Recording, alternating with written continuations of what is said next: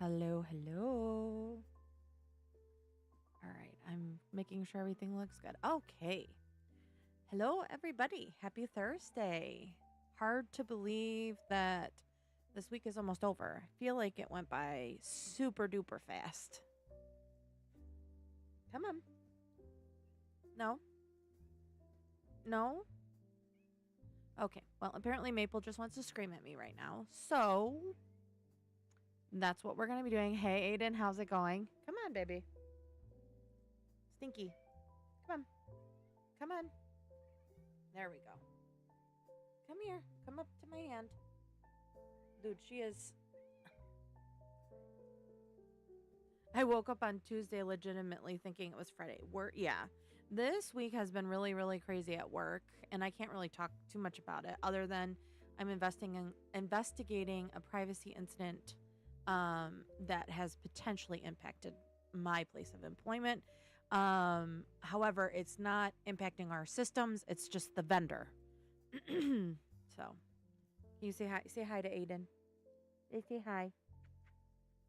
So, it's been, yeah, it's been crazy. I don't know why. Oh, I selected the wrong one. There we go. I was like, I don't understand why this is not working. My little studio thing was not showing that I had any viewers, and I can see you typing. So I was like, I think I select the wrong thing.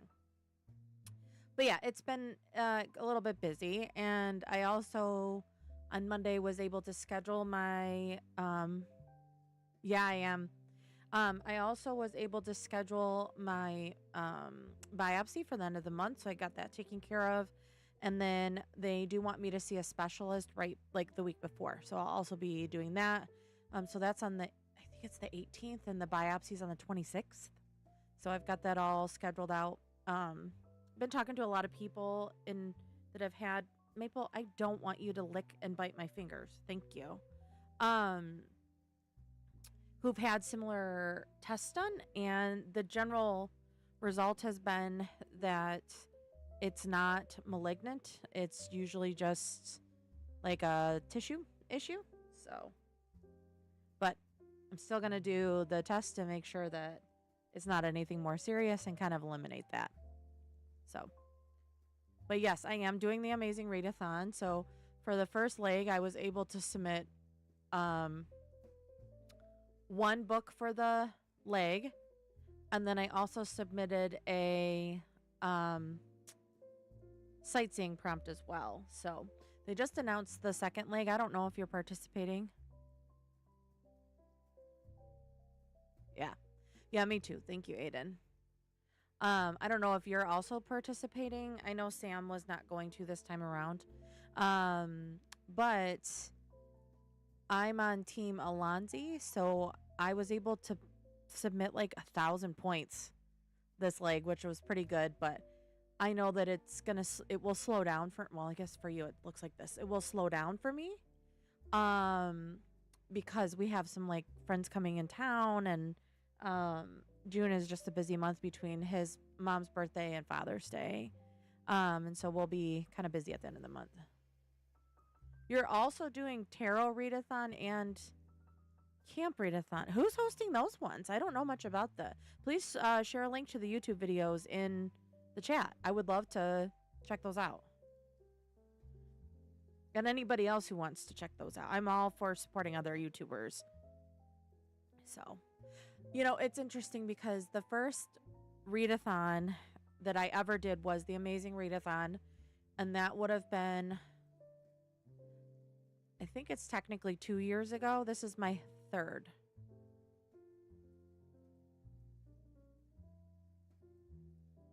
Oh, hi, Kara. I'm not participating in the Amazing Readathon, but in the Tarot Readathon, and also in sprints over there, but not ready to settle down with the book, so it's going to listen to me chat. Well, happy to have you here. Is that the Tarot Readathon? Dana's Thrills and Chills? I thought that Dana put that on hold. Like she put Thrills and Chills on hold. I could be wrong. haven't, caught up with her in a little bit.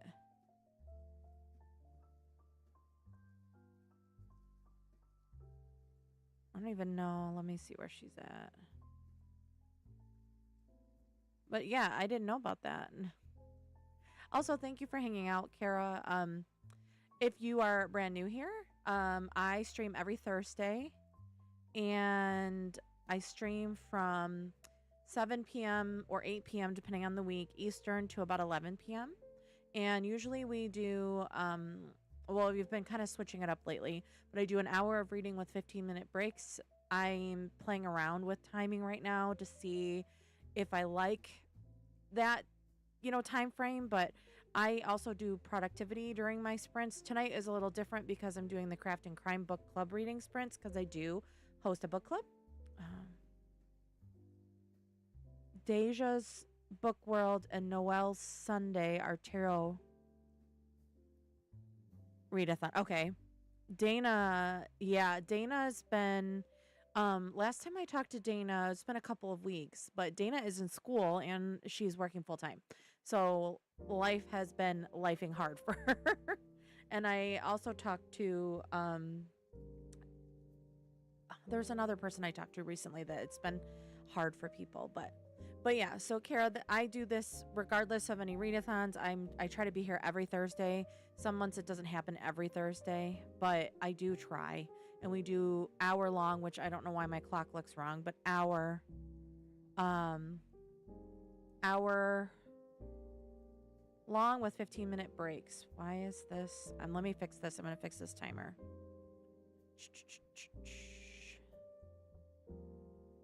That's weird. I told this focus timer to be 60 minutes. Let me see. Oh, not 6,000. Interact. Let me close that. Let me refresh. There we go. Okay.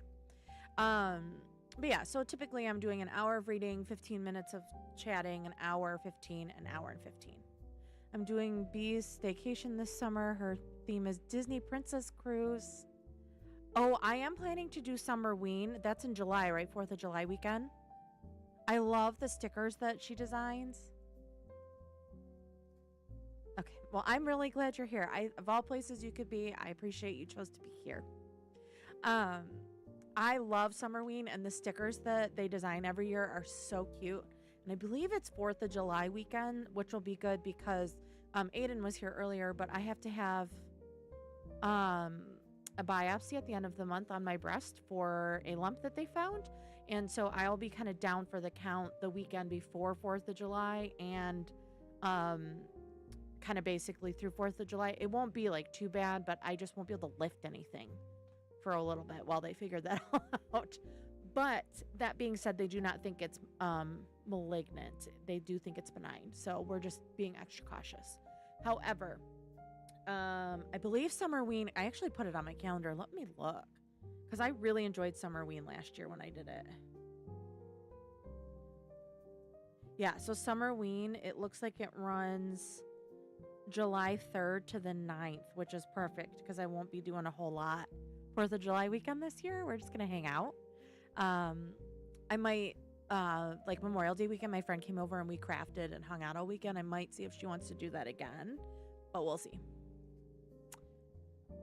Okay, so Kara, looks like Aiden's on Team Wands. Yeah, can someone share, like the information for the tarot readathon and for the camp one? I would love to check that out. Also, Kara, and you're not under any obligation to do this, I do have a Discord server.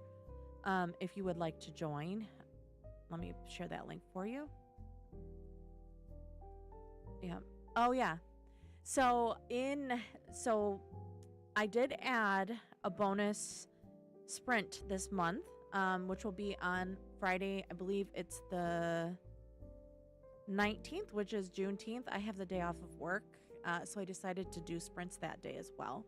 And I'm starting pretty early in the day, and I'm planning to just kind of let it go for a while. So Aiden, for those ones, it will probably be um 90 minutes and then 15 and 90. So we're gonna go all day, I think, for that one.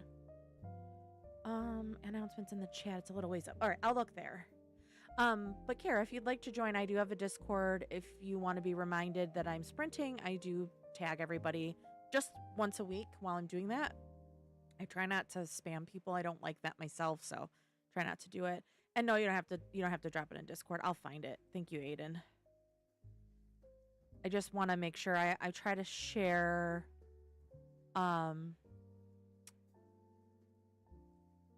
everything. Let me make sure. Okay, I switched. By the way, last week we found this. If you're not able to see chats, make sure that you're going to live chat, not top chat, and filtering that out.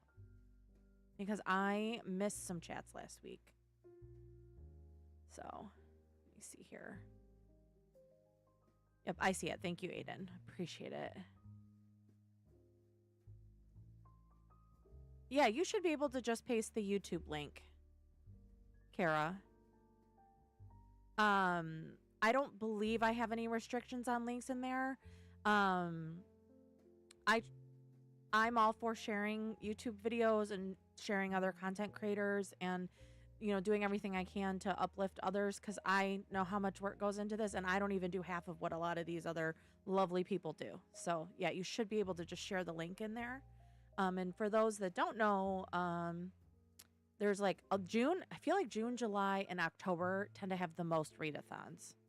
And for those that also don't know, I host one in October called Creeping Through Chapters, and I've started working on my graphics already.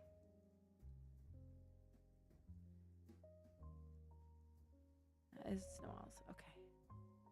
Murder Wives. Oh, The Secret Lives of Murderers' Wives. Kristen, I loved that book. I would love to hear your thoughts once you get it done. I really enjoyed that one. That was our craft and crime book for last month. This month we are reading. Let me grab it. One sec.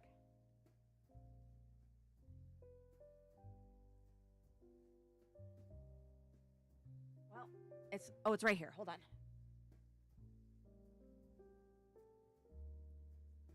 We are reading The Missing Half by Ashley Flowers. It's not a very big book, so I'm hoping I can actually get it done pretty quickly. And unfortunately, this next prompt for the Amazing Readathon is a book I don't own. I own this one, so that's not going to work. But I have a book on my Kindle that I'm going to start.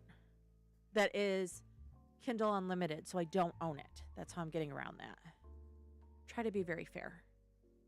But yeah, I've started working on the graphics and all of that. And then Anastasia's announced a video. Okay. I don't know why it's not letting me see the links, but I'm sure they're posting where they should be. So it's definitely me, not you. And no, I'm not breaking up with you. I'm gonna pull it up here. Let me see here. Yeah, so they're showing up here. Okay. For Lake 2, I'm starting with How to Grieve Like a Victorian. I don't know much about that one. What genre?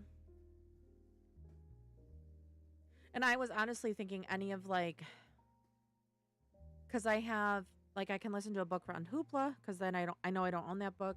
I also have Kindle Unlimited books that I don't own, so I like might do some like shorter ones. But I don't know. I need to finish my Passing the Pages book too. I'm working on that. Well, I have 2 books, so I'm working on those 2 right now too. But alrighty, we are coming up to our very first sprint of the night. It is going to be 1 hour long. We are going to chat for 15 minutes after the hour and then come back and repeat the whole process again. As always, and I say this all the time, make sure if you are reading on a screen to give your eyes a break every 20 minutes. Just look away for 20 seconds, give them a little bit of a break. Make sure to drink your body. Make sure to drink your water and stretch your body if you're sitting a lot. It's good to get those joints moving. And I will see you all in an hour. Bye.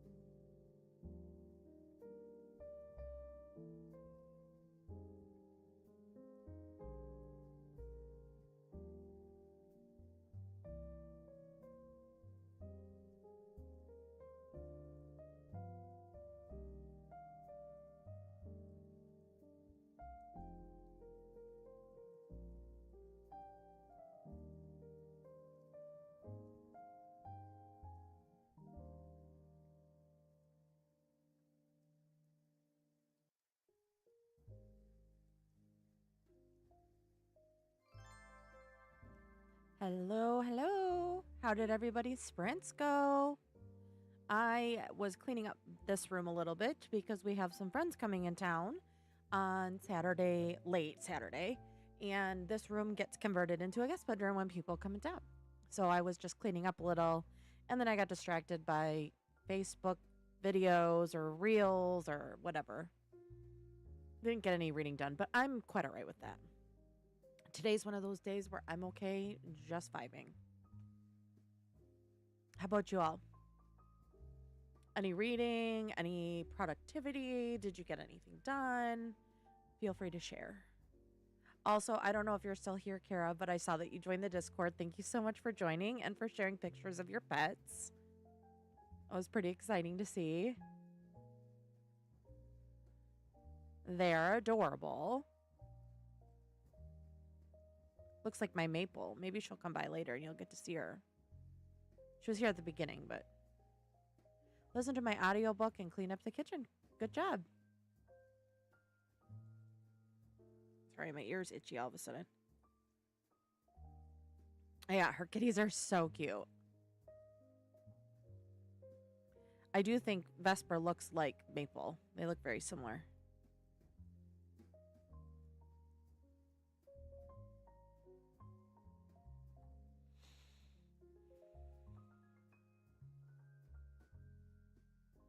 I'm hitting my evening but I will hit my peak here in a minute. So my sleep schedule's been off. I think it's just the stress, which is fine. I mean, it's part of life.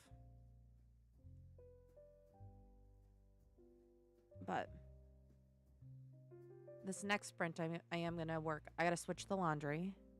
Join the Discord. Dishes and laundry are away. Just sat down to look at my stats to write a little introduction. Perfect. Almost done with Dead Fake. It's all right. Oh, I hate when we read books and it's just all right. That's never fun.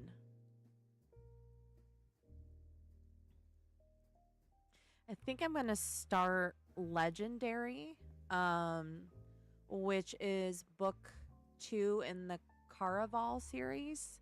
I'm reading that with some friends, so I think I'm going to start that, and it will work for the prompt because I do not own a copy of that book, so I'm going to borrow it from the library and do an audiobook. I think that's what I'm going to do.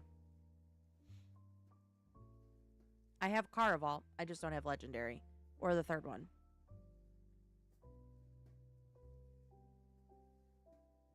In fact, I have 2 copies of Caraval. Oh, it's a young adult murder mystery. Oh. Sometimes, it just depends on the book, man. Sometimes it's just not the right time. I've had that happen where I've read a book before and I think back on it and I'm like, wow, I really didn't like that. But then I reread it and I'm like, oh, okay, now I understand. Sometimes you just wrong place, wrong time type thing.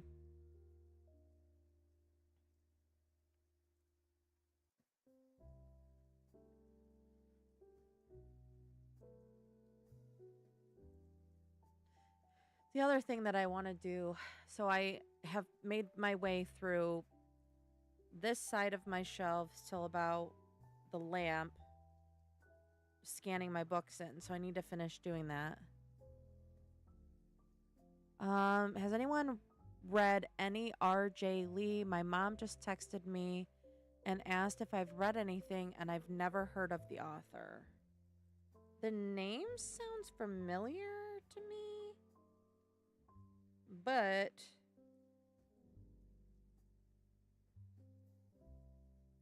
let me see.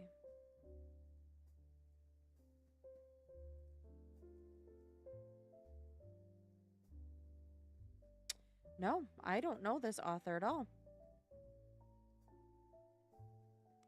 They don't look like a very big author, Aiden. Just based on what I'm seeing on Amazon. Yeah, he's got, if it's a he, there's no picture. 4 books on Amazon. And there's only the first one looks like it has about 200 ratings, and then every other one is under 50 ratings. Well, come on then. We have a Lily. Come on, Leela. Turn around. Let's say hi. Ugh. Just let everybody see your face. And then I'll put you down. She's not a big being held. There you go. She'll probably do some exploring, though. She climbs on the back. What are you doing? Are you a good girl? Lilies. Lilies.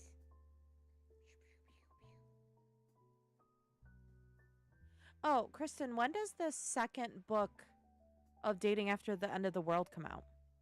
Or not Dating After the End of the World. No, is it Dating After the End of the World? I think it is. I thought it was this summer. She's right here. I have her tail. Where are you going to go? Huh? Hoi.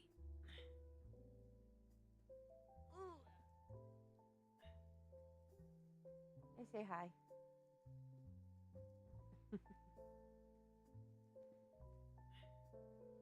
Yeah, I thought there was.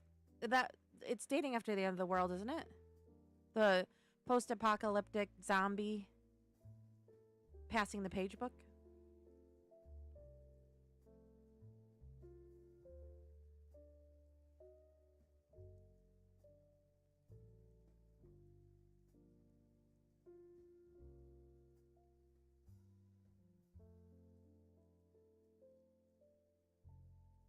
Sorry, I just noticed a scat. Oh, she has a paranormal coming out. Oh. So she's just going all over the place. Well, come on then. You're going to come back up here because you're a glutton for punishment. Come here. Come on.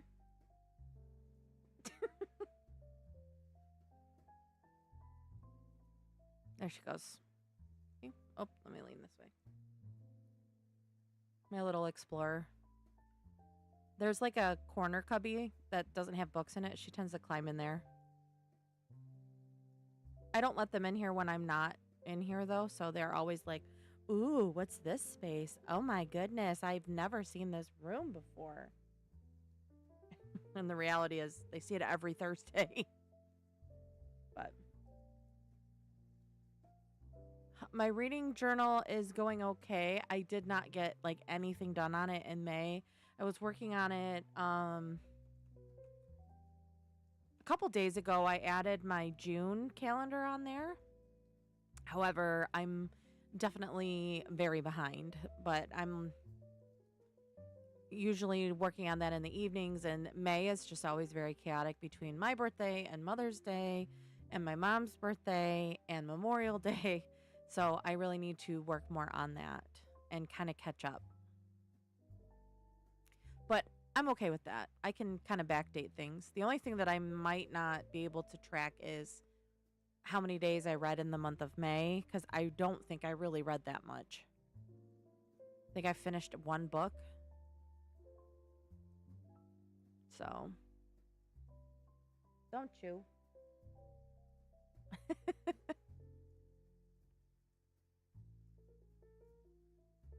So, but I mean, such is life. I really need to get, and it's something that I really want to like sit down and do and just haven't done yet. I would really like to get in the habit of, sorry, I'm like trying to move this so it's not quite so in my face. I'd like to get in the habit of like time blocking or time scheduling a little bit better, where I do like, every day at this time, if I'm not like out of town or traveling, I do this. Or, on Thursdays, I work on my reading journal, or on Fridays, it's, my blog or whatever, something where I'm constantly kind of dedicating at least an hour to something. And I'm toying around with a business idea that I might start, but I'm trying to be more deliberate with starting this time around, because I always have little ideas, and then I start it and it does okay, and then I just kind of let it go, and I don't want to do that this time. So my friend is actually in like marketing and business development, and so I'm gonna hire her once I have the money saved to help me kind of build a business plan for that. But if anything, it would launch this fall or early next year. So I've got time. And the reality is, it would be something I would do for fun. On the side, it really wouldn't be to make money. So just trying to find the balance of like how many things I can add, because the reality is I have a lot, which is not necessarily bad. I like to be busy. So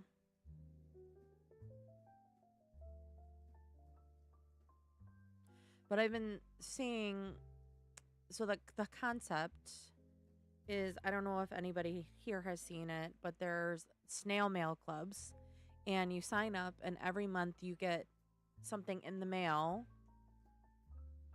And it's usually like a handwritten letter or a letter with stickers or bookmarks or like prints from that person. And I saw one in Ireland where she does monthly letters and mails them out to people all over the world.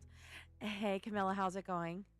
And I would really like to do that. And I've talked to a few of my friends here in Michigan, and I would like to do a Michigan themed one. But that's kind of as far as I've gotten. I've got a name and I've got all that stuff, but I haven't copyright or LLC'd or anything like that. So I'm just trying to make sure that if I do go forward with this, I have the capability to do it and do it successfully. And, you know, if people are paying me for their hard-earned money, I want to make sure it's a good quality product.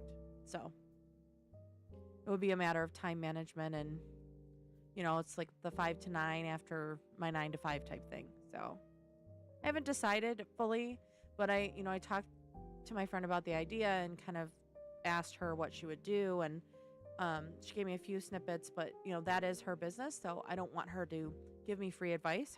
Her skill set is worth money. So I want to make sure that I pay her when I do that. I don't believe in taking, you know, advice like for people that other people pay for free. So release for Dating After the End of the World book 2 is in 27. Okay, so it's not till next year. Okay, I thought for some reason it was this summer, but maybe I'm getting that mixed up with, is it tourist season? I think harvest season comes out either this month or next month.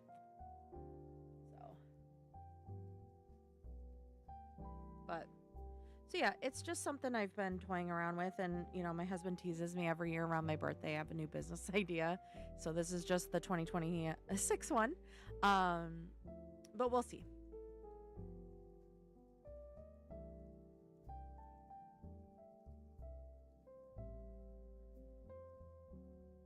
But the other thing too is like, I just want to be more intentional with my time. And whether that's I'm being intentionally lazy and relaxing, or I'm being intentional with who I'm spending my time with or how I'm using my time. Like, I want to spend my time doing things that I really like to do, like stream and hang out with you all. That's something I really love.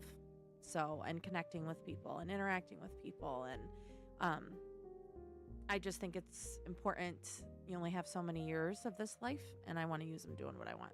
Sorry, I just got so philosophical. But that being said, Camilla, what are you reading tonight? Anything good?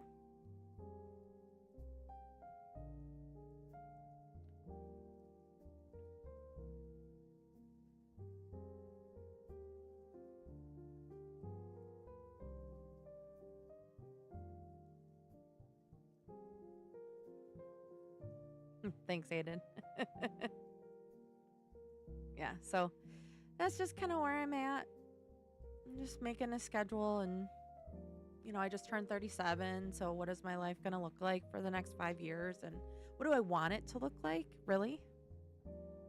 So I am going to read King of Ashes. I feel like I've heard good things about that. There's a lot of like king and queen books that are popular right now. So I'm like, I think I've heard of that one. If I saw the cover, I would know. But all right, we're going to step into the next sprint. As always, make sure to drink your water, stretch your body, and if you're reading on a screen, give your eyes a break every 20 minutes for about 20 seconds. I'll see you in an hour. Bye.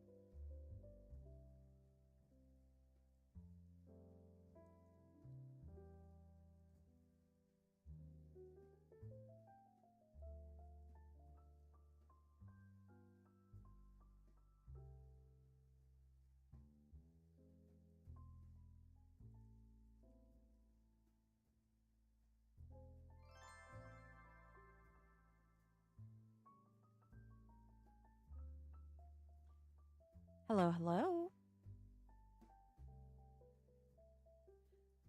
I feel like I don't know if anybody else watches Spooky Lakes on TikTok, but she always says like, "Well, hello," or "Hello, happy Spooky Lake season," and I feel like I say it the same way. How did everybody's sprint go? I got a few things done for my personal stuff. Hi Sam. I got a order done for something because I'm gonna try to make a friend a birthday gift. And then so I designed a Dungeon Crawler Carl birthday card for my friend, and I ordered it through CVS, and it appears that CVS is not going to be able to print it for me. So now I have to see if I can print it at home for her. But so I did that, and then I have a Facebook deals group where I post affiliate links to deals. So like Target has 30% off women's athletic clothes right now, or Kohl's has, this deal. If you spend this much, you get this, or stuff like that. I try to post deals to help people save money, and then I make a very, very small percentage off any sales. So I don't make a lot every month. I'm probably averaging $30 a month, but it's a way for me to shop without spending money. So I worked on that a little bit, and I did download my pick for Lake 2 of The Amazing Readathon, which is a book you do not own, and I have selected, it's a book club read, but Legendary, which is book 2 in the Carval series. And then after that one, because that will meet the prompt, if the game board allows me to do this one, I'll start this one. So, but yeah, how about everybody else? Oh, Camilla read 35 pages. It's okay. Okay. Are you only 35 pages into the book? Did you just start it?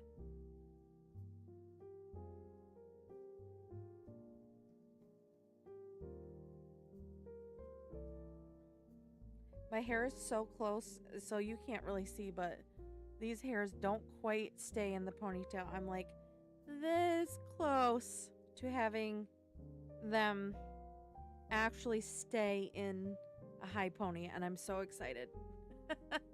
It's been quite the journey. We were looking at pictures from when I cut my hair short, and I cut it like, well, let me use this side. It was like here back in September, and I would say now I'm hitting there. Okay, you just started it. Okay, 35 pages is, I try to give, if the book is more than 300 pages, I try to get to a page 100, and if I feel by page 100 that I don't like the book, I'm not going to keep reading it. It's just, for me, it's not worth the time. I know. Short is relative. Short for me. Oh, Kristen finished the book, 3 stars. You kind of thought it was leaning that way, right? But yeah, short is relative. For me, it's short. I've never had my hair as short as yours, Sam. I think the shortest I've had was when I cut it kind of up to my chin here. And that was literally just me trying to get rid of any hair dye that I had left. So now everything that you see, like even this kind of like little brown streak, that's just natural. So, first time in 20 years, over 20 years that I've had my natural hair color. So, Maple, you want to come say hi? Hey. She's scared of something over there. Mapes, come here. Come on. Oh, she's not feeling like it today. Come on, come say hi. Come say hi.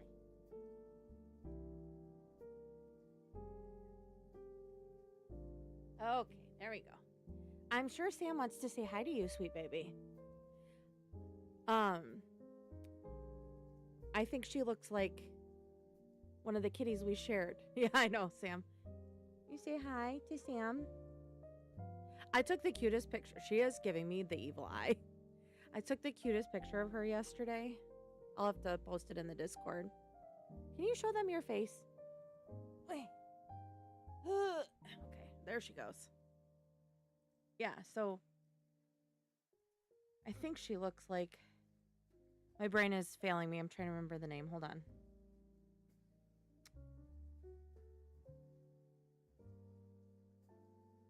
She looks like your cat Vesper, I think. I think Maple and Vesper look very similar. Let me pull up the picture I just took of her. Was it yesterday?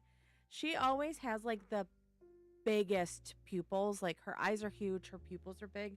So it's very rare that I get to see like the full extent of her eye color.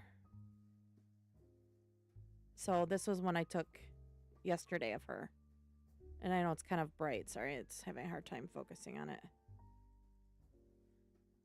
And like never, like she never has tiny pupils. So I was like, I gotta grab a picture of her. But we are taking Fry into the vet tomorrow because he has been throwing up a lot. And we just want to rule out a blockage because he's had that before in the past. It could be weather changing because he gets like allergies just like we do. And unfortunately, he's like a 3-year-old, and when his allergies are bad, he pukes. So we're going to take him in tomorrow and just have him checked out. You have such nice pictures. Meanwhile, I'm only posting beans.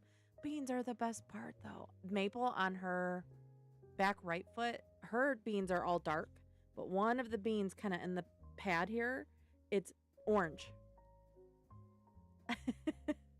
Not pink, orange. So I think that's the calico popping out. But yeah, she's my pretty baby. But yeah, so we're gonna take Fry in tomorrow because he's been throwing up what we feel is a little bit more than normal. And he's looking kind of skinny. And it could be that he's finally like leveling out weight wise because he's eating food that's actually healthy for him versus eating something that's maybe higher in fat content or something like that.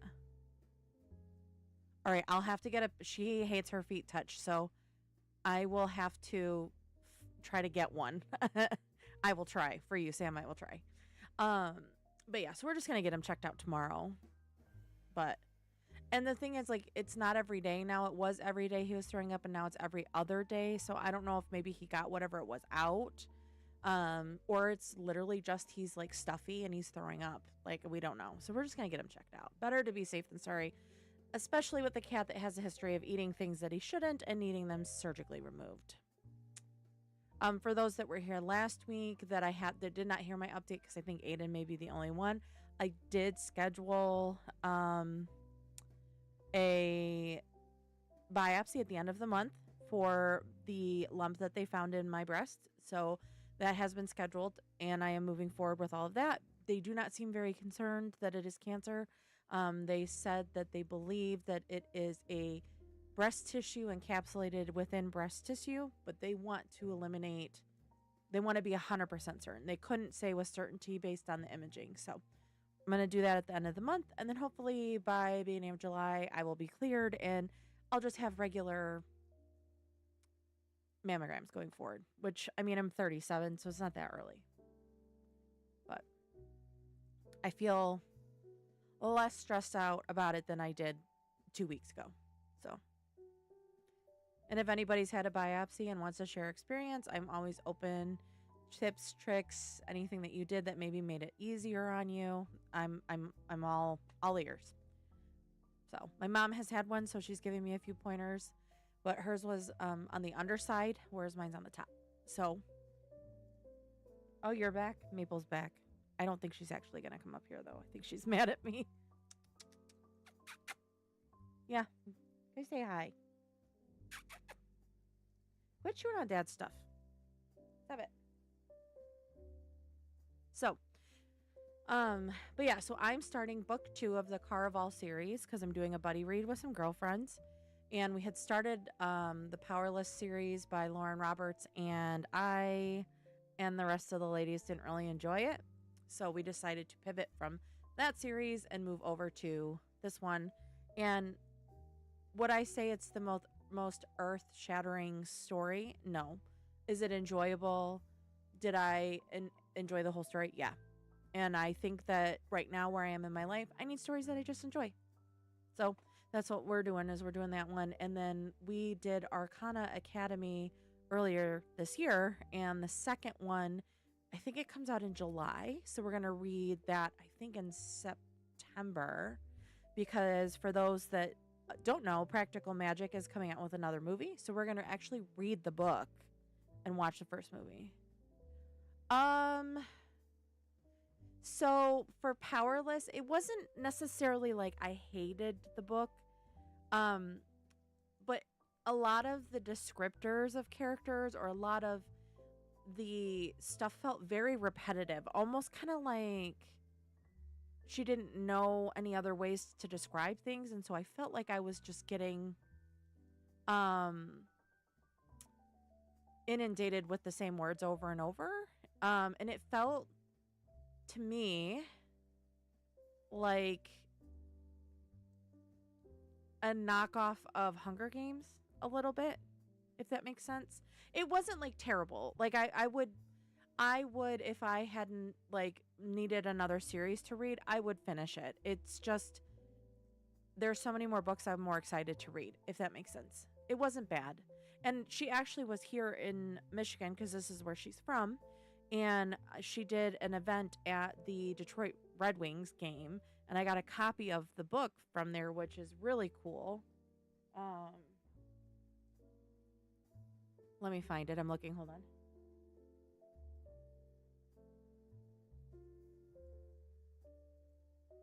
So it's a special edition of the book, which is cool. And it has like that look on it. And then there's the side. And then the back actually has the Red Wings bicentennial on it, which is pretty cool. And then I got a shirt that says "You are a vicious little thing" on it. And then it has like the Red Wings logo on it. So last year she did the Tigers. This year she did the Lions. I don't know if she'll do the Pistons next year. That would be really cool if she did. But it really just it didn't keep me. I don't know. I just kept thinking, wow, she said that before, So not the worst thing I've ever read. I didn't have like a reaction to it. It was just So, sometimes you just aren't in the right place to read a book like that. And right now I'm not. So if you continue the series, though, I would be curious to hear what you all think. Because maybe the second and third ones are better.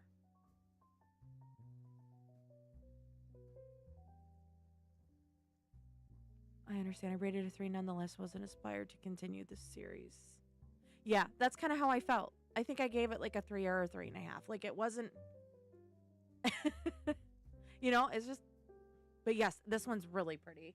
I was very excited too because I had not been to well, first of all, I've only been to, this is terrible to admit, 3 Red Wings games in my lifetime. And I had not been to a game at their new facility yet. And it has been open for a very long time. So I was excited to get to go and see the new facility. And I got some new Wings gear because I hadn't bought any in over 10 years. So that was fun to do. And it was cool, like, having her answer questions. I agree with all that you said. I gave it 4 stars. I was somehow able to shrug off the annoyances. So, yep, was in the right place. I have book 1.5 on hold. I will say, Kara, that I did start listening to book 1.5, and I was intrigued more by that than the first one because of who the book is about. I was very curious about that character, and it is one that I will probably finish because I want to know more of her story. So, but right now I'm focusing on other series and other things that I would like to read that I've been wanting to read for a while, if that makes any sense. So, okay. We have 25 seconds until we start our next sprint. This is going to be the last sprint of the night. Work has been crazy, so I cannot stay up super late.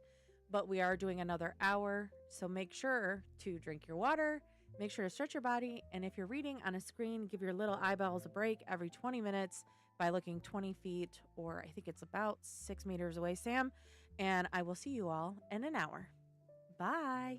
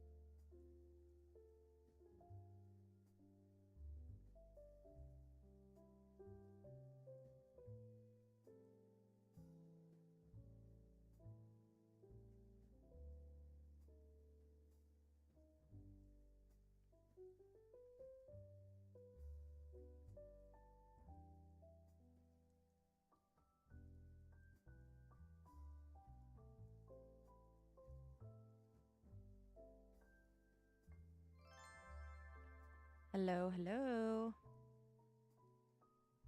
How did everybody's streams go? Or streams? Sprint go? Come here. We might hit all 3 cats this stream. Come here. Right. Come on. Come on. He's looking at me like, are you going to feed me or... Come here. Oh, Maple's up in the window and he's very concerned by it. Fry, find the brain cell. Come on, buddy. Wow, he really is just... Don't worry about Maple. Fry, come here. Come on. Stop getting distracted. It's like he has ADHD. Come on. No, he doesn't want to today. Sorry, y'all. Hi, Maple.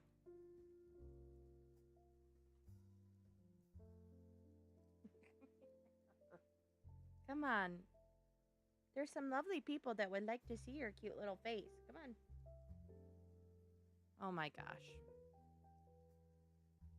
The intelligence on this cat, sometimes I question it. Come on.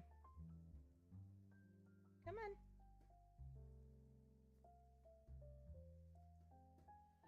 Oh, y'all. He's going to go on the other side now. Come on. Dude. Come on. Go. There we go. My goodness, that was so dramatic. Hey, say hi, everybody.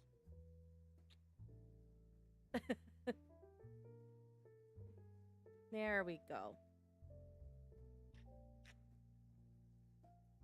He says, are you going to feed me?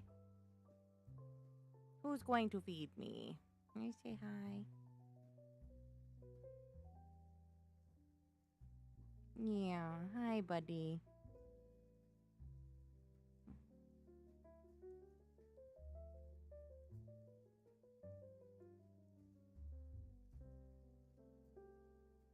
Oh, you're still heavy. He's still a big boy. But he used to be bigger. Hey, say hi. What do you see, huh? Maple keeps peeking through the curtains and he's like, you my boy. Okay. Okay, I know. Oh, you liked that? All right. Get your feet.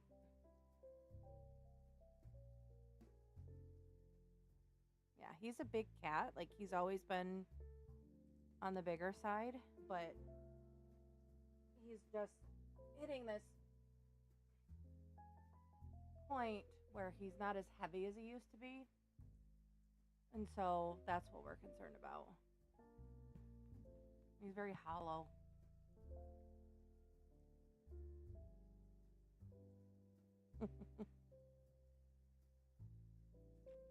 And it's way past his dinner time. Isn't it? He's not having any of it, y'all. Go on. Oy. He looks like a cross between Leo and Lucy. I could see that. Well,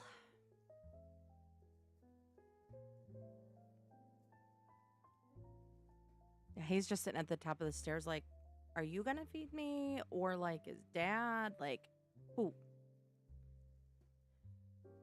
Yeah, exactly, Sam. For him, it's the end of the world. He's never gonna eat again.